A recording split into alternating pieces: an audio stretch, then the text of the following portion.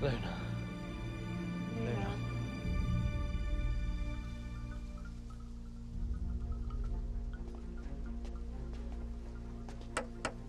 Keep off the dirigible plums.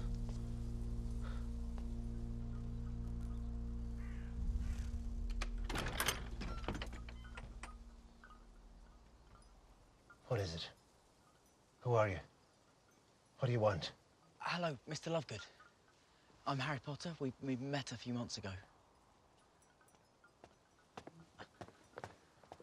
Could we come in?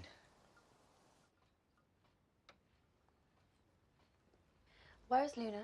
Luna. She'll be along.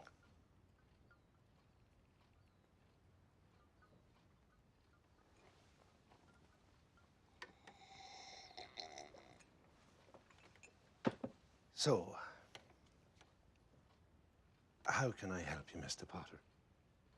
Well, actually, it was about something you were wearing around your neck at the wedding. It was a symbol. You mean this? Yes. That exactly.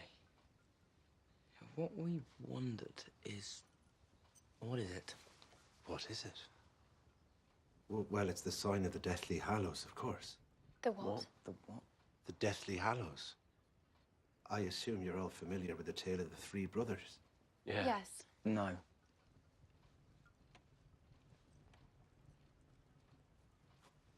I have it in here.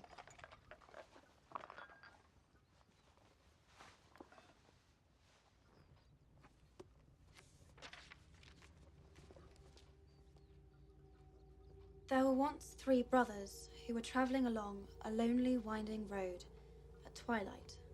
Midnight. Mum always said midnight.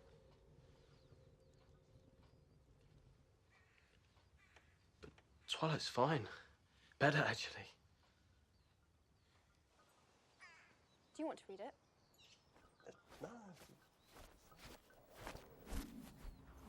There were once three brothers who were traveling along a lonely, winding road at twilight. In time, the brothers reached a river too treacherous to pass. But being learned in the magical arts, the three brothers simply waved their wands and made a bridge. Before they could cross, however, they found their path blocked by a hooded figure. It was Death, and he felt cheated. Cheated because travelers would normally drown in the river, but Death was cunning. He pretended to congratulate the three brothers on their magic and said that each had earned a prize for having been clever enough to evade him. The oldest asked for a wand more powerful than any in existence, so Death fashioned him one from an elder tree that stood nearby. The second brother decided he wanted to humiliate Death even further and asked for the power to recall loved ones from the grave. So Death plucked a stone from the river and offered it to him. Finally, Death turned to the third brother.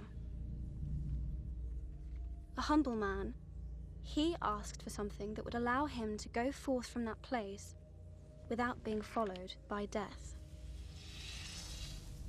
And so it was that Death reluctantly handed over his own cloak of invisibility. The first brother traveled to a distant village, where with the Elder Wand in hand, he killed a wizard with whom he had once quarreled. Drunk with the power that the Elder Wand had given him, he bragged of his invincibility. But that night, another wizard stole the wand and slit the brother's throat for good measure. And so Death took the first brother for his own. The second brother journeyed to his home, where he took the stone and turned it thrice in hand. To his delight, the girl he had once hoped to marry before her untimely death appeared before him.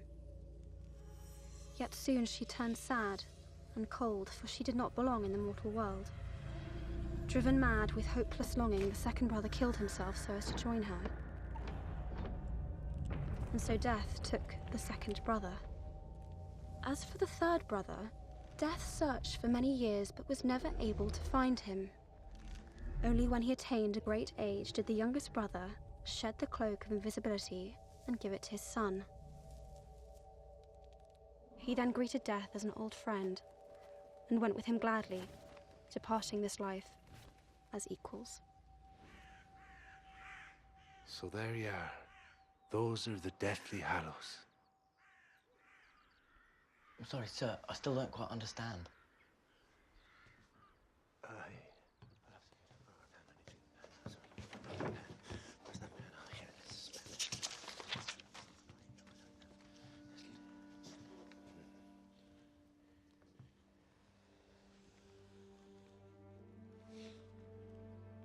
The Elder Wand.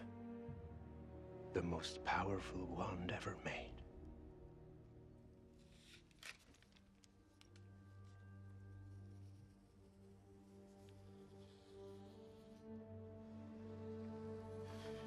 The Resurrection Stone.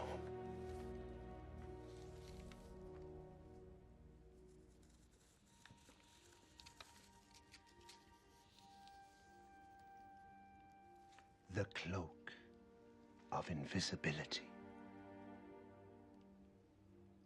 Together they make the Deathly Hallows.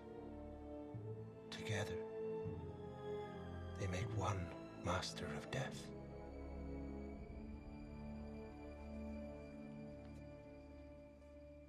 That mark was on a grave in Godric's Hollow. Mr. Lovegood, does the Peveril family have anything to do with the Deathly Hallows? Ignotius, excuse me, and his brothers Cadmus and Antioch are thought to be the original owners of the Hallows and therefore the inspiration for the story. But your tea's gone cold. I'll be right back.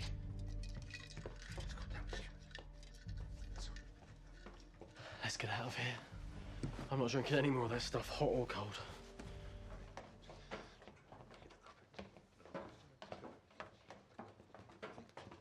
Thank you, sir. You forgot the water.